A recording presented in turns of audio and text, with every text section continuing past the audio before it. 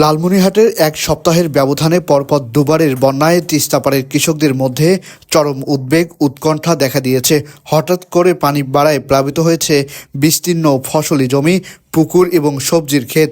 এতে সবচেয়ে বেশি ক্ষতি হয়েছে আমন ধানের, শাকসবজি ও মৎস্য খাতেও।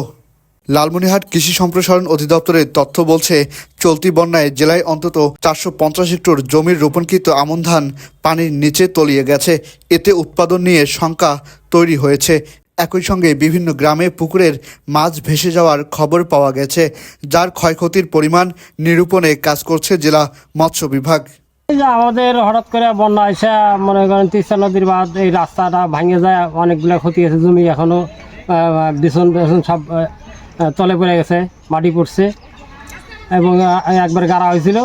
আবার ফের বন্যা এসে আবার ওই পানি ঢুকিয়া আর আবার ফের মাটি পড়ে গেছে। এলে বিছনটা যেন এখন তো ক্ষতি হয়ে গেছে, এখন বিছন হয় কই পাবো। বাঁধ না হয়, বাঁধ না হওয়ার কারণে নদীর পানি বাড়লে আবারও নষ্ট হবে। এই জন্য মানুষের তো 2-3 বার গাড়া হয়েছে, এখন তো বেসন নেই, এখন গাড়বে কি দিয়ে?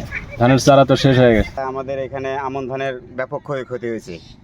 এই ক্ষতিটা আমাদের এখনো কেউ দেখতে আসে নাই, যে আমরা যে ক্ষয়ক্ষতির পরিমাণে আছি এখন। মানে আপনার বন্যার জন্য যে ক্ষতি হয়েছে, এটা তো আপনার 2-4-10 কেজি চাল নামাতে কিছু হবে না।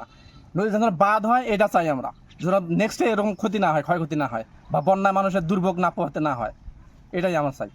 অনেক কষ্ট করে মাঠে আমন চাষ করেছিল কৃষকরা। প্রথম দফা বন্যার পানি নামতে না নামতেই দ্বিতীয় দফার পানি সবকিছু ভাসিয়ে নিয়ে গেছে। বিশেষ করে যারা আমন চাষ করেছিলেন, সকলে এখন চরম বিপাকে পড়েছেন। শুধু ফসল নয়, মাছও ভেসে গেছে অনেকের। এখন কি খাবে, কিভাবে ক্ষতি পুষিয়ে উঠবে, সেটি নিয়ে দুশ্চিন্তায় এ অঞ্চলের কৃষকরা। আমাদের 17,575 হেক্টর জমিতে রূপা আমন আবাদ হয়েছে।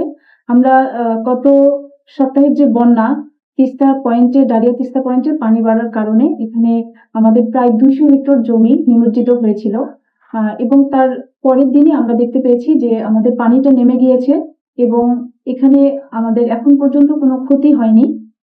তবে এখানে আমাদের 2 হেক্টর জমিতে একটা পলি পড়ে ওখানে একটা আস্তরণ, বালির আস্তরণ পড়েছে।